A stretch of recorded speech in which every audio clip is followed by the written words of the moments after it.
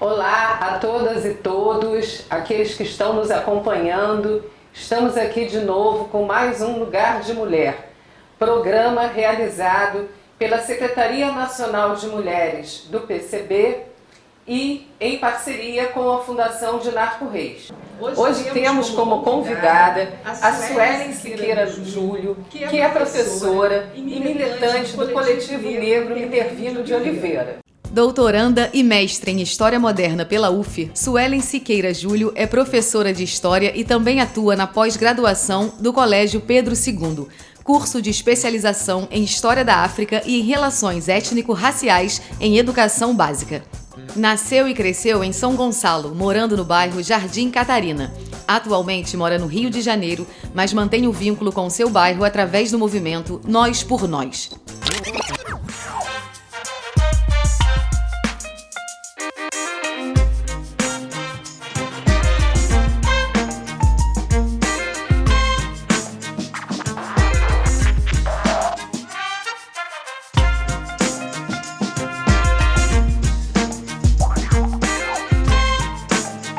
Lugar de Mulher. Olá, Suelen. Bem-vinda ao nosso programa. Muito obrigada. Suelen, conte um pouco sobre a sua infância. Como foi crescer em São Gonçalo? Então, eu sou de um bairro chamado Jardim Catarina, em São Gonçalo. E crescer lá, eu cresci na década de 90, né, em São Gonçalo, e vivi lá até recentemente, até há 3 anos atrás. E assim, a primeira coisa, infelizmente, que vem à minha mente foi uma infância de muita dificuldade. E até hoje o bairro é marcado por inúmeras dificuldades, né? Aquelas coisas que a gente tem em termos de cultura, em termos de lazer, são todas coisas que as pessoas fazem por elas mesmas. As pessoas fazem pela comunidade, porque em questão de presença do Estado, de promoção, é muito pouco ou nulo. Então, era uma infância em que o que a gente fazia era brincar na rua, né? Ainda a gente tinha muito isso, hoje tem menos, mas infelizmente é isso. Eu penso que foi uma época, né, de bastante dificuldade, e as alegrias são as alegrias que a própria comunidade dá para si mesma, os laços que a gente constrói no lugar. Suelen, como foi a sua entrada na universidade? Nós sabemos que mesmo com toda a expansão do ensino superior, com a política de cotas, com o aumento do número de vagas, para quem estudou a vida inteira numa escola pública, é muito difícil essa conquista, né, essa entrada. Fale um pouquinho sobre isso. Então, a palavra conquista é muito apropriada, porque realmente é isso, né, para uma jovem de periferia. E eu estudei a vida inteira em escolas públicas, no próprio Jardim Catarina, em São Gonçalo. Estudei da primeira até a antiga 7ª série no colégio no CIEP 306, deputado Davi Kinderê.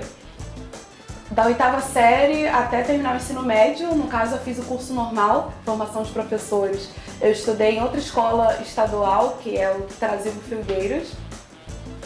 E eu sempre gostei muito de estudar, até porque os meus irmãos eram mais velhos e já estudavam, então não ficava ninguém em casa para brincar comigo. Se eu quisesse ver outras crianças, eu tinha que ir para a rua ou para a escola. Então, quando eu tive a idade de entrar na escola, eu fiquei assim, muito, muito feliz e tal. E quando foi chegando ao final do ensino médio, eu fiquei pensando, o que vai ser no ano que vem?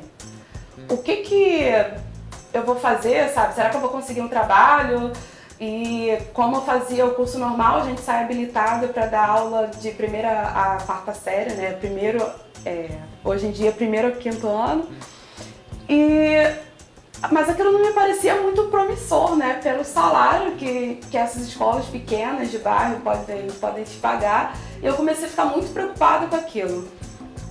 A questão de você entrar numa faculdade, numa universidade, eu comecei a pensar, mas aquilo não fazia parte de fato do nosso horizonte. O que você precisa para concretizar de fato aquilo? Uma amiga minha que estudava no curso normal, que já era uma senhora, né? E o curso normal tem muito isso de senhoras que voltam a estudar depois dos filhos criados. E aí ela falou pra mim, Suelen, você é nova, acho que você deveria tentar fazer uma faculdade. Eu conheço um pré-vestibular que a minha filha se inscreveu no ano passado, acho que você deveria ir, deveria tentar. É um pré-vestibular da UF, que é gratuito, e o pré era o pré do DCE da UF, Fernando Santa Cruz. E fui lá me inscrever, né, em Niterói, ali do lado do Plaza. E tinha um processo duro de seleção, você fazia uma prova, você comprovava a carência, tinha uma entrevista, então tinha vários passos. E no final eu consegui passar nessa seleção. Quando eu comecei a estudar no pré, foi que eu fui ver a profundidade da dificuldade na qual eu tava, sabe? E como eu falei, eu sempre gostei muito de estudar, eu tirava 9, 10 direto. Mas quando eu vi as coisas que o vestibular iria me cobrar, eu fiquei, cara, sem condição, não tem como eu passar nisso, pelo menos não nesse ano. Então todo o tempo que eu tava no pré-vestibular, eu pensava o seguinte, eu vou estudar esse ano, eu não vou passar, mas não tem problema, porque ano que vem eu vou voltar, aí eu vou poder só estudar aqui e eu vou passar nesse negócio. Mas, e aí eu fui vendo, sabe, por exemplo, no curso normal, a gente só tinha Química, Física e Biologia no primeiro ano do curso, a grade era assim mesmo. Inclusive Física, eu só tive aula do terceiro e quarto bimestre. Nossa. O vestibular não ia me cobrar só isso, eu comecei a ver o quanto é uma situação muito precária, o quanto era precário aquele ensino que a gente recebia, que eu recebia a vida inteira na escola. E, inclusive, eu não sabia nem que vestibular era o nome da prova. Sabe, a pessoa que não sabe que vestibular é o nome da prova, ela já tá atrás de todo mundo, cara. E assim, no pré-vestibular que eu fui entender por que o nome é pré-vestibular e que vestibular é o nome de uma prova, porque eu não sabia o que era. E ali eu comecei a ver, sabe, que eu ia ter que correr à frente, né, nem atrás, eu ia ter que correr à frente. E eu lembro de uma cena emblemática, que nesse pré era muito rigoroso. O coordenador era um ex-militar, paraquedista, e ele levava aquilo ali numa disciplina que era assim, militar. Não podia se atrasar, não podia atender celular, não podia nada. E teve um dia que eu cheguei, a aula começava pontualmente às 6h30, acho que é o único lugar neste país em que as coisas começam na hora. 6h30, bati o sinal, a aula começou, todo mundo dentro de sala. Da noite? 6h30 da noite, foi um parêntese, né? O pré funcionava, eu não sei como tá hoje, é um pré antigo e tal. Funcionava todos os dias de 6h30 a 10h30 da noite. Isso quer dizer que eu tinha que ficar o dia inteiro na rua. Eu tinha aula na escola de 1 às 6, eu pedia para os professores me liberarem cedo, que eu tinha que sair de Jardim Catarina e me despencar lá para Niterói na hora do rush, não podia chegar atrasado. E às vezes eu ficava na rua desde 8 da manhã, por causa de estágio, né, que a gente fazia estágio do curso normal.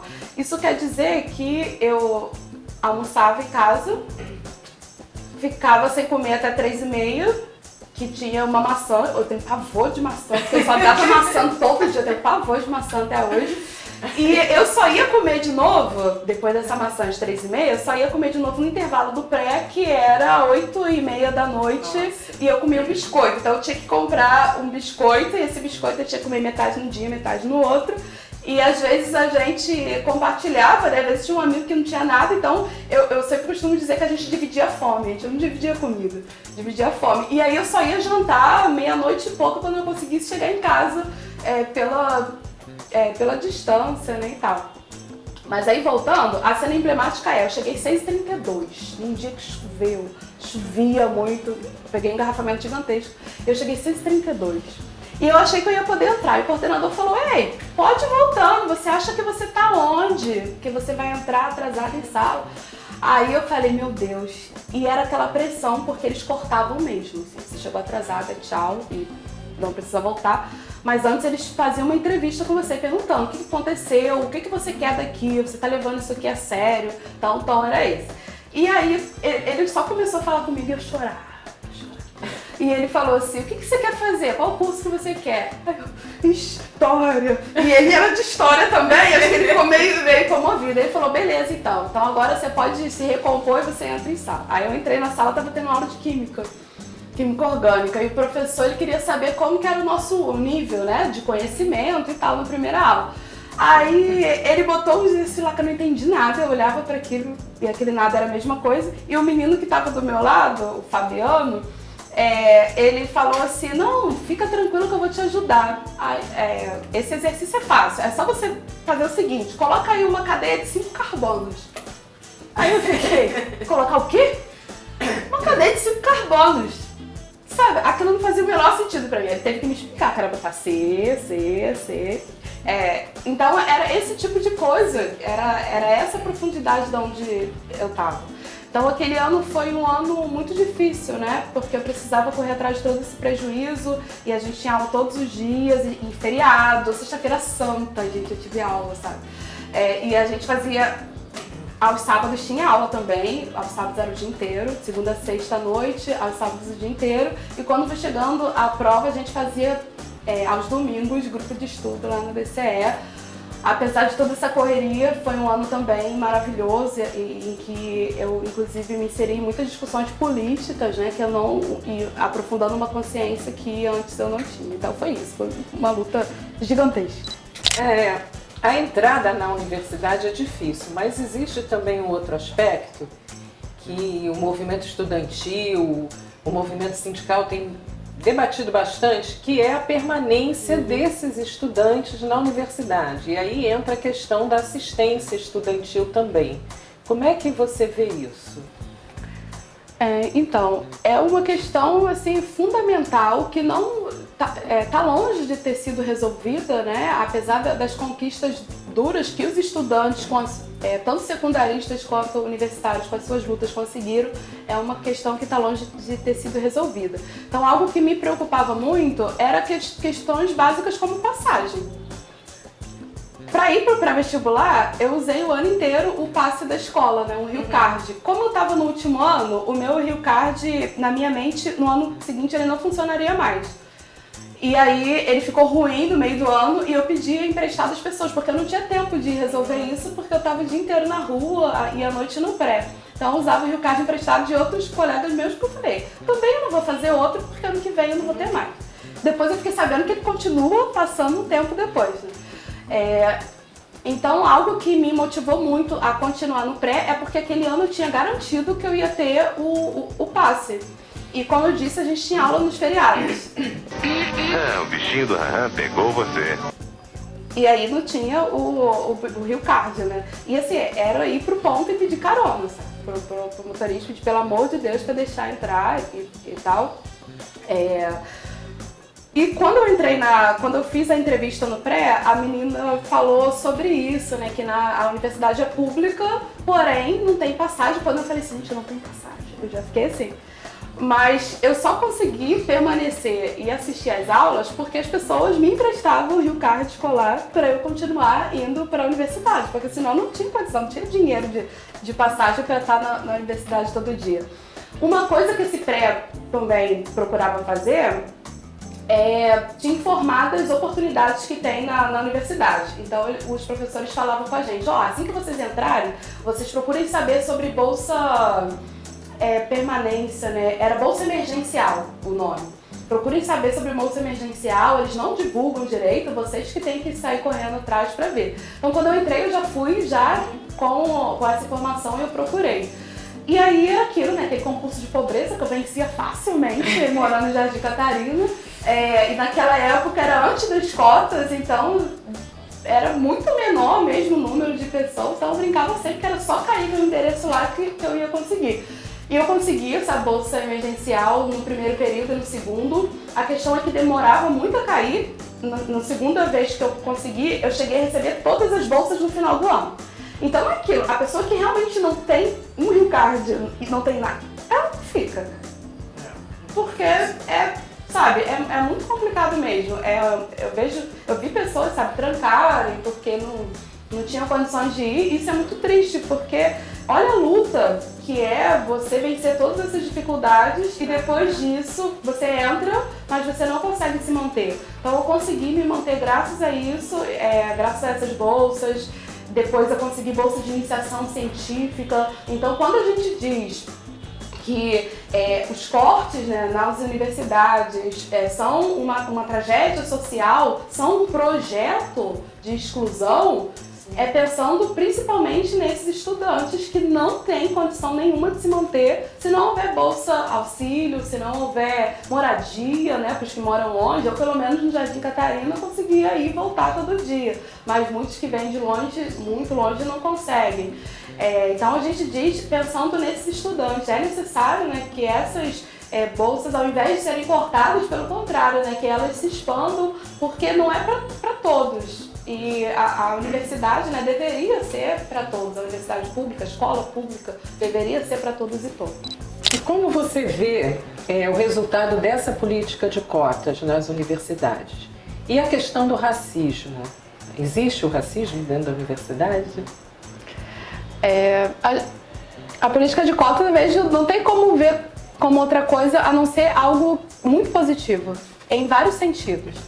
Não só pelo aumento expressivo do número de estudantes negros que conseguiram ingressar na universidade, mas também pelo impacto social, né, que isso pode ter, tem tido e esperamos que tenha a longo prazo, mas eu vejo também uma contribuição grande em questão das discussões que essa presença suscita dentro da universidade, o impacto que isso tem na própria produção acadêmica, ainda que até o momento o impacto tímido, se a gente pensa que a gente ainda tem uma formação muito branca, muito eurocentrada e, em certos aspectos, muito racista até mesmo.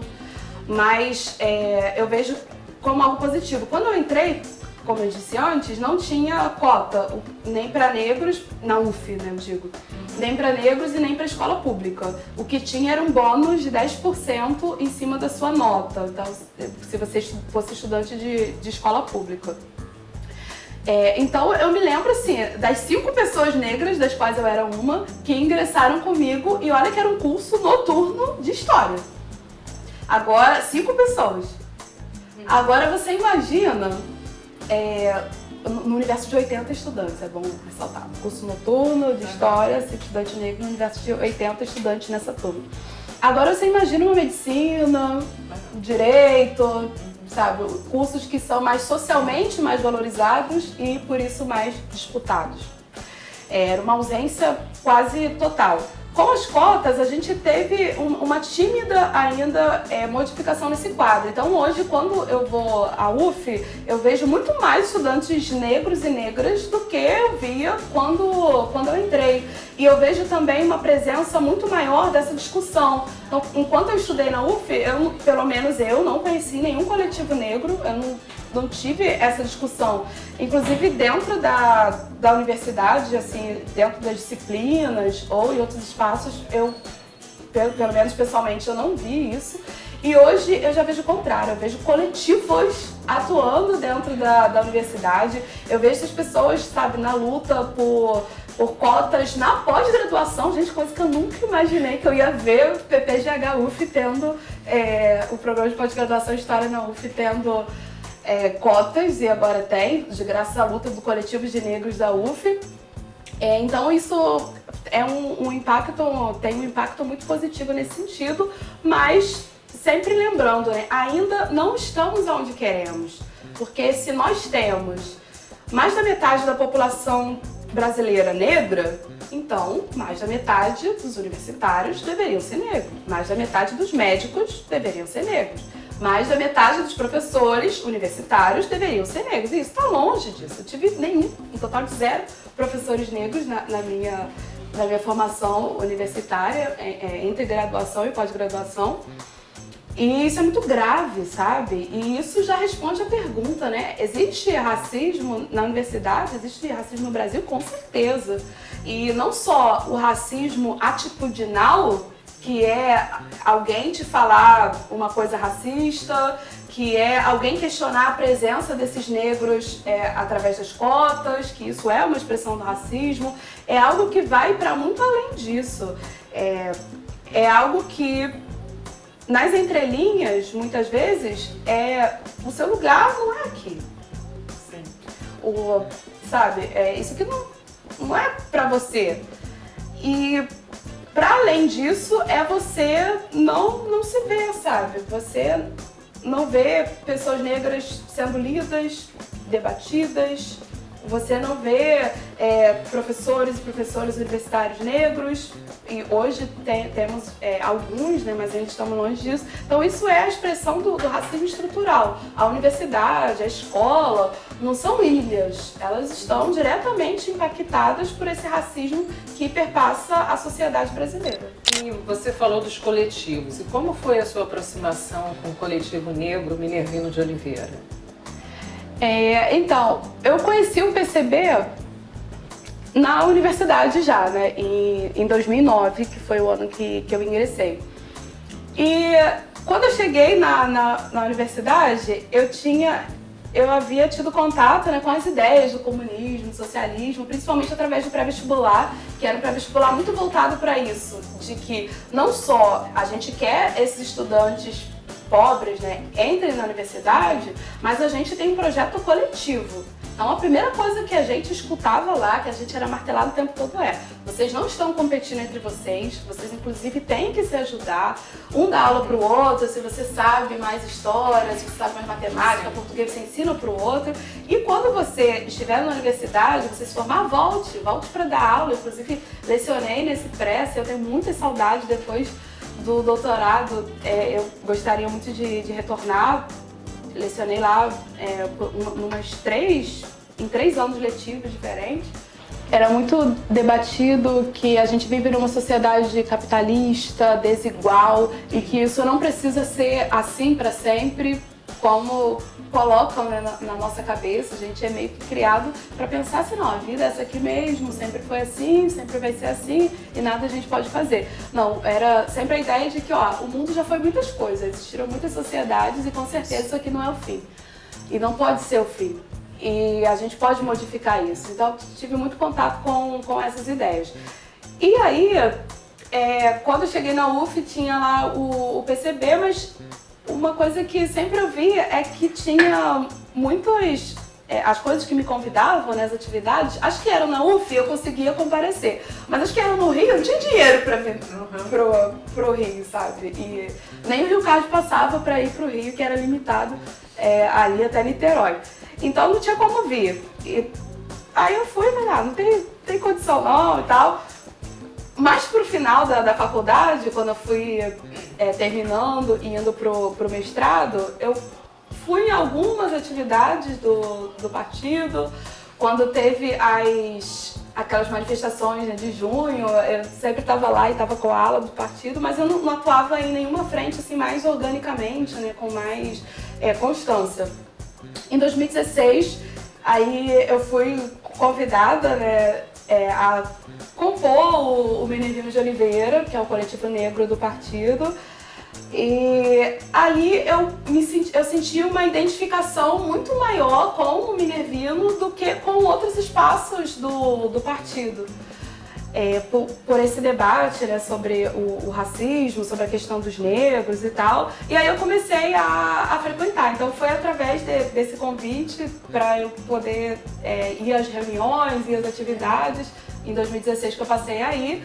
E a partir de 2018 eu componho a coordenação estadual do Minervino, o que para mim é um orgulho muito grande, assim, muito grande mesmo. Uma emoção muito grande. De verdade, eu sinto muito orgulho de fazer parte disso, fazer parte da coordenação estadual. Tenho algumas limitações em questão de tempo, né, pela correria da vida, pelo doutorado, pelo trabalho, mas dentro do possível é onde eu quero militar ainda por muitos anos. Você falando dos coletivos negros, como é que atua o Minervino de Oliveira? Como é que ele funciona? Como é que ele se organiza? O Coletivo Mineirino de Oliveira existe nacionalmente, então sou da coordenação estadual aqui do Rio de Janeiro, mas a gente está em vários lugares do país.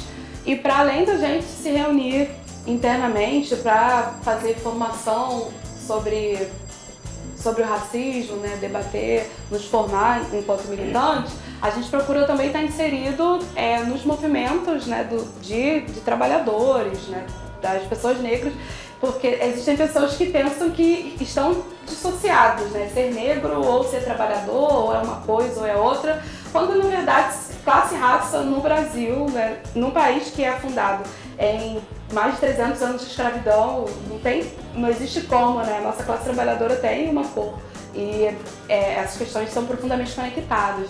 Então a gente procura atuar em diversas frentes, como pré-vestibulares, como quilombos. Eu acho que é algo muito positivo do Mineirino de Oliveira conseguir essa atuação em quilombos, né? A gente tem alguns camaradas que atuam junto ao Quilombo de Santana, que fica em Coatis, ao Quilombo do Camurim, em Vargem Grande.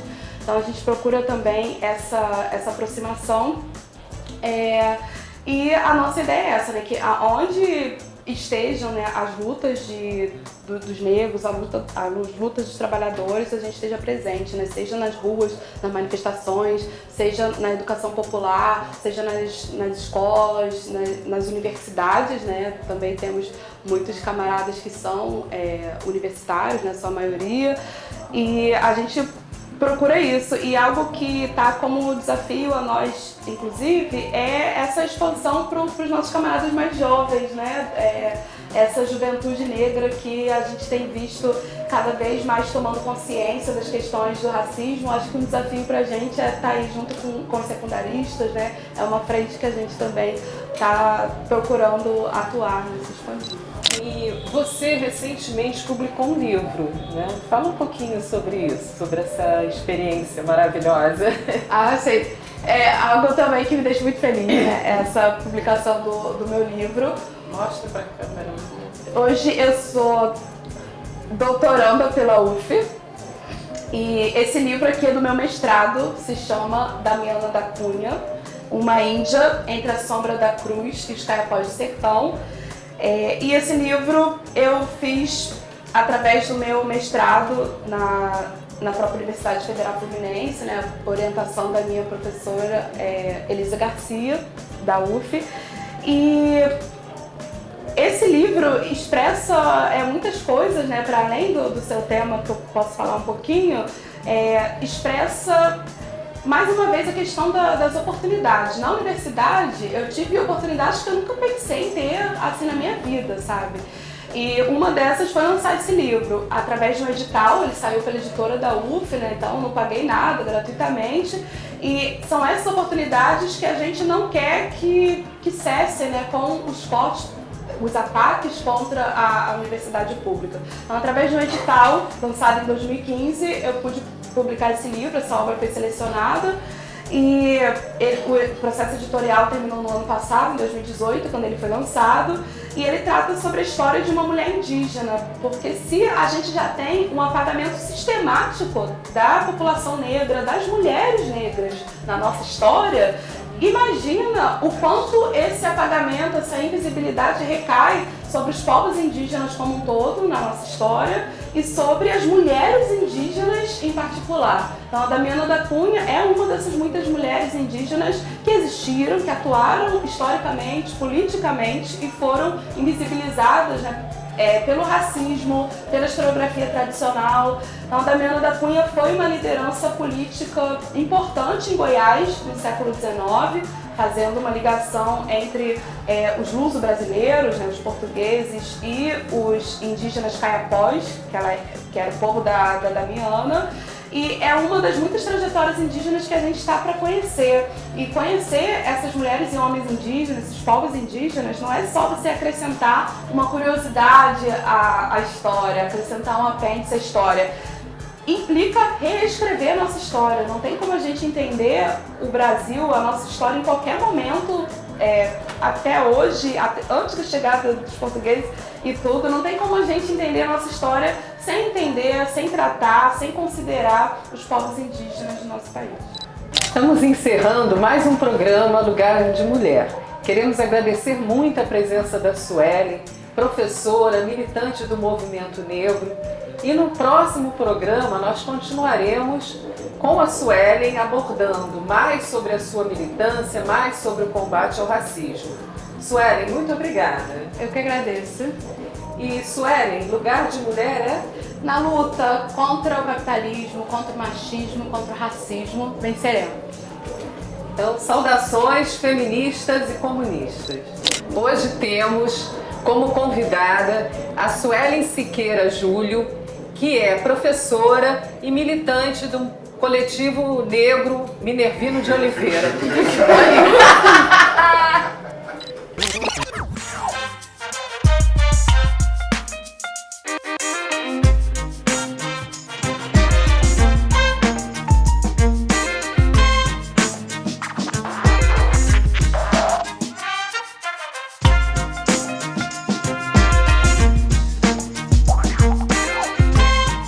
Lugar de Mulher.